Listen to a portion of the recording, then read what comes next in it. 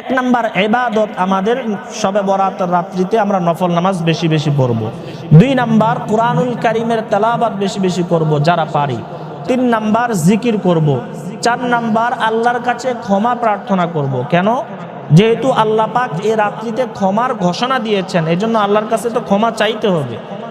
আল্লাহর কাছে যদি না চাই তো আল্লাহ পাক এমনি এমনি দিবেন? আল্লাহর কাছে ক্ষমা চাইতে হবে। 5 নাম্বার আল্লাহর কাছে দোয়া করব। কেন?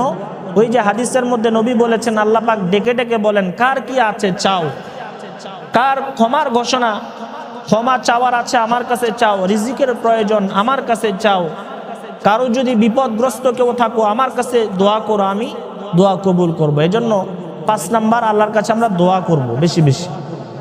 6 নাম্বার এই রাত্রিতে আমরা যদি পারি কবরস্থানে জিয়ারত করতে পারি, কারণ এই রাত্রিতে রাসূলুল্লাহ সাল্লাল্লাহু আলাইহি ওয়াসাল্লাম জান্নাতুল বাকিতে গিয়ে কি করেছেন? জিয়ারত করেছেন, দোয়া করেছেন। এজন্য এই রাত্রিতে আমরা কবর জিয়ারতও করতে পারি।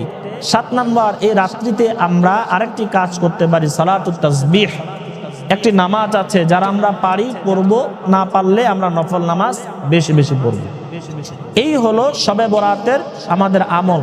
আর 8 নাম্বার আরেকটা কাজ আছে, শবে বরাতের দিনে আমরা পারলে একটা রোজা রাখবো। কয়টা রোজা? একটা রোজা। কারণ নবী বলেছেন, কুমু লাইলাহা ওয়া সুমু নাহারাহা, শবে বরাত আসলে রাত্রিতে ইবাদত করো আর দিনের বেলায় তোমরা একটা রোজা রাখো।